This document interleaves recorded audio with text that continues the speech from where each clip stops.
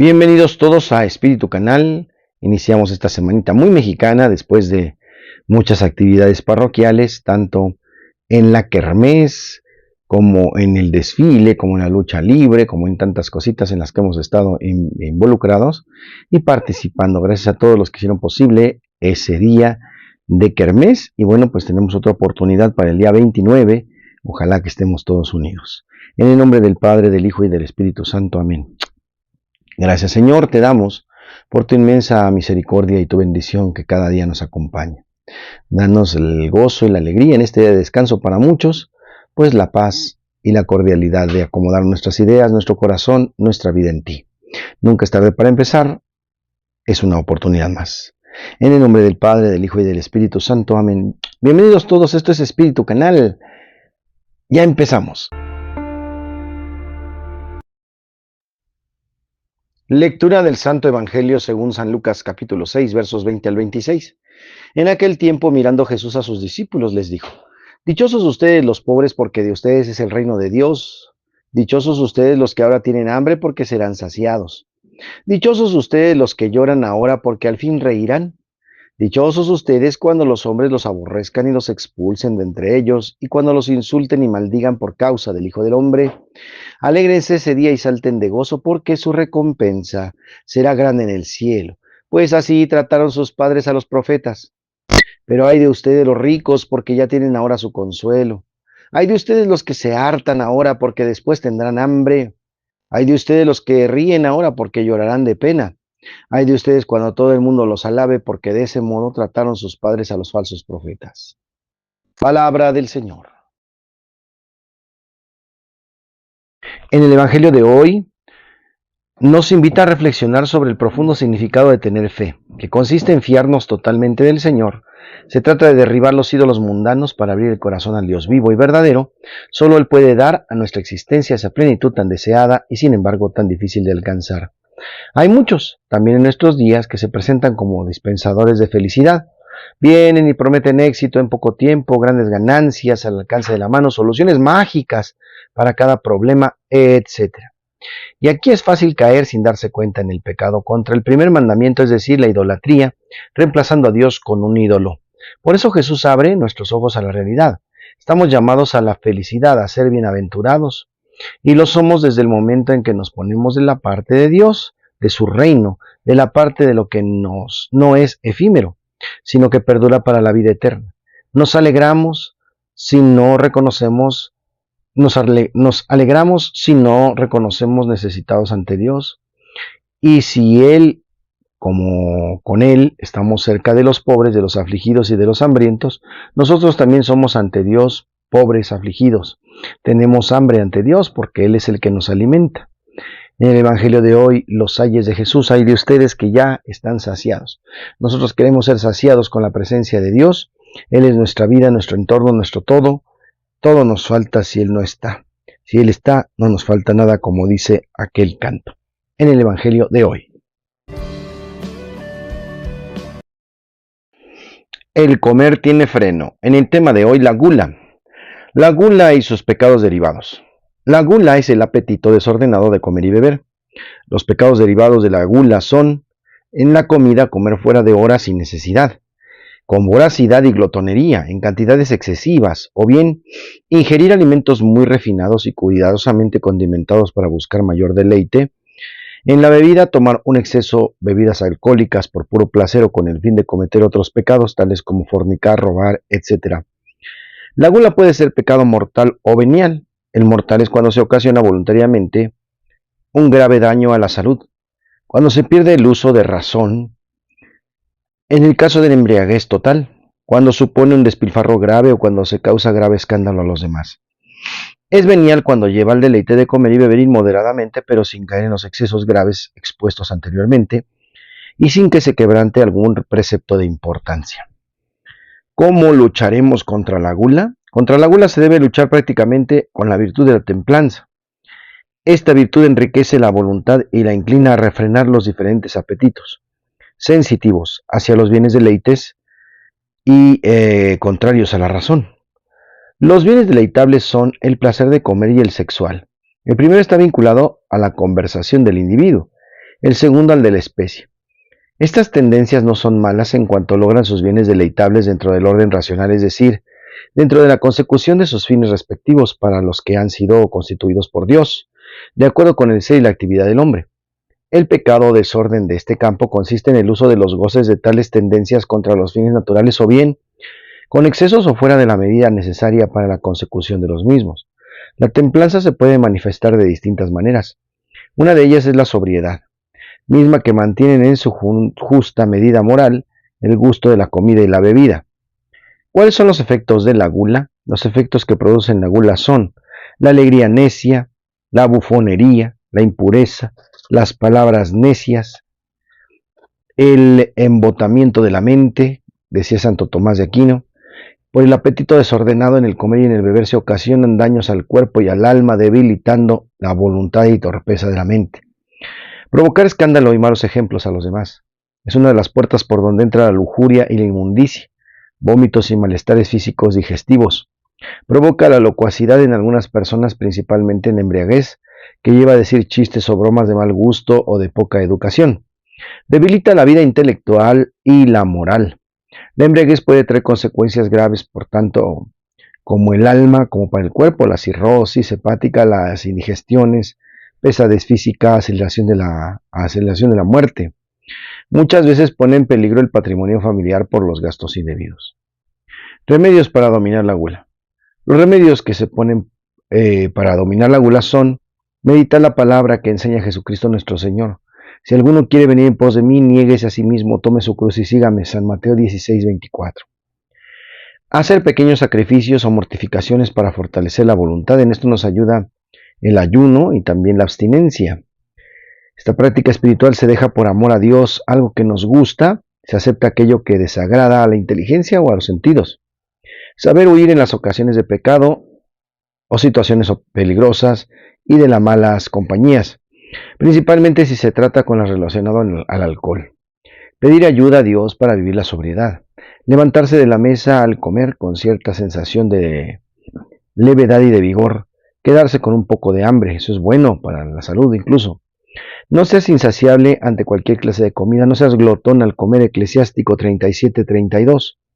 No hay que buscar lo superfluo ni mimar el cuerpo más de lo que sea necesario para que sirva al alma. San Basilio en el discurso a los jóvenes. Consultar a un buen doctor para moderar el apetito, ni de más ni de menos. Y a manera de ejemplo, los pequeños sacrificios que podríamos hacer en cada comida: retrasar un vaso con agua, no poner azúcar al café algún día, servirse de una cucharada más de aquel platillo que no nos gusta, etc. Si se tuvo la desgracia de contraer el vicio del alcohol, el remedio eficaz es la total abstención. Con la ayuda de Dios, del médico y de algún grupo dedicado a este tipo de ayuda podremos lograrlo. Beber una o dos cervezas o una copa de vino no es malo. El desorden radica en el exceso. Comer con intención recta y sobrenatural, no como los animales que no buscan sino la satisfacción de su apetito.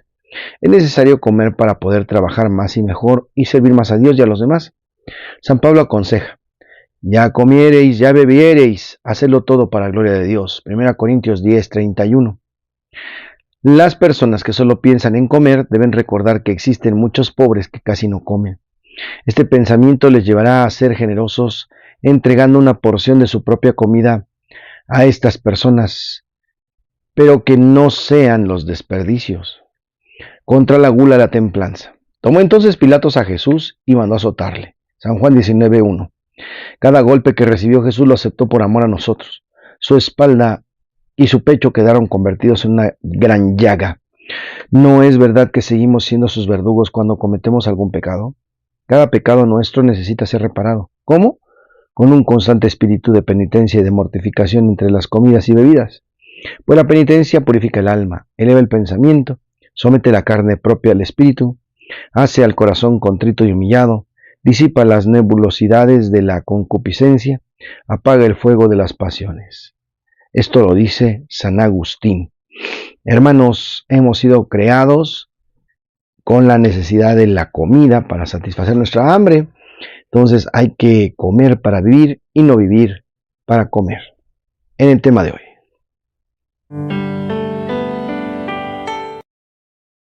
Santos y conversos, hoy celebramos a San Abundio y sus compañeros mártires. En el monte Sorate, cerca de la vía Flaminia, en el Lacio, Santos Abundio y compañeros mártires. En el Museo de Letrán se encuentra parte del epitafio que fue descubierto por Drignano, ciudad situada a unos 84 kilómetros de Roma, que según la opinión del arqueólogo de Rossi perteneció al sepulcro del mártir Abundio, al que se refiere el martirologio romano en este día. En Roma, sobre la vía Flaminia, los santos mártires Abundio, el sacerdote, y Abundanciano, el diácono, quienes junto con un hombre distinguido llamado Marciano y su hijo Juan, que habían sido resucitados de entre los muertos por Abundio, sufrieron la muerte por la espada, según órdenes del emperador Diocleciano, en la 10ª piedra milenaria de la ciudad. Las actas de estos mártires, sin valor histórico alguno, relatan que Abundio y diácono recibieron órdenes de adorar a Hércules, a lo que se negaron rotundamente. Enseguida se les arrojó a la cárcel de Madmertina, de la que fueron sacados un mes después para torturarlos y condenarlos a muerte. En el camino al lugar de su ejecución se encontraron con el senador Marciano, quien marchaba anegando en llanto tras el féretro de su hijo Juan, que había muerto. San Abundio pidió permiso para ver el cadáver y cuando estuvo junto al ataúd se puso en oración. Y por intercesión, ¿verdad?, al Señor grande y poderoso, el joven Juan resucitó. Ante aquel milagro, Marciano y Juan confesaron a Cristo y en consecuencia fueron decapitados aquel mismo día y en el mismo lugar que Abundio y Abundanciano. Los 4 fueron sepultados en el cementerio de la matrona Teodora, cerca de Rignano, donde está la vía Flaminia. Sus reliquias, junto con las de Santa Teodora, fueron trasladadas posteriormente a Roma. Los restos de los santos Abundio y Abundanciano fueron sepultados definitivamente en la iglesia del Santo Nombre de Jesús. En el año de 1583 fue ante su santuario donde 2 años más tarde San Luis Gonzaga asistió a la misa antes de entrar a la Compañía de Jesús. El martirologio actual, aunque conserva la memoria de estos mártires, no especifica la cantidad o los nombres de todos los miembros del grupo, desafortunadamente. En Santos y Conversos, hoy celebramos a Santos Abundio y sus compañeros mártires. Santoral del 16 de septiembre, entregando su vida en el 304 en Italia. Gracias. La rola es Si estás perdiendo la fe, de mis hermanos los alfareros. Un saludo para ellos. Si estás perdiendo tu fe y nada resulta ya, si estás perdiendo la fe en el Señor y ya no das para más, si estás perdiendo la fe y ya no hay tiempo para Él. En el chiste, ¿cuál es la palabra con más eses? Sí, la diarrea.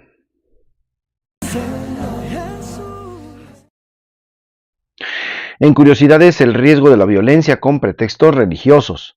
La violencia con sus múltiples manifestaciones de agresión siempre es reprobable, incluida la que se ejerce con pretextos religiosos, que es precisamente a la que se refiere Jesús en el 4.º Evangelio. El Maestro previene a sus discípulos diciéndoles que llegará un tiempo cuando el que les dé muerte creerá dar culto a Dios. Recordemos que la persecución que sufrían las comunidades de Juan eran doblemente dolorosas porque sus agresores referían razones religiosas que siempre terminaban evidenciándose como pretextos, y esta recrudencia del sufrimiento sobre la situación que le agravaba no solamente la descalificación humana, sino también la que supuestamente provenía de Dios. Ahora bien, aquellos hermanos en la fe no tenían que leer este mensaje en clave de víctimas, porque al decirles Jesús que no se escandalicen, adicionalmente los está invitando a que tomen conciencia de que en cualquier momento también ellos pueden hacer lo mismo con quienes no crean o piensen igual. ¿Por qué a veces utilizamos la religión como pretexto para ejercer cierto tipo de violencia? ¿Qué podemos hacer para evitarlo y hacer de nuestras convicciones de fe razones para la construcción de la paz? Agradezcámosle la actitud reconciliadora de nuestras mamás vivas y difuntas. En curiosidades.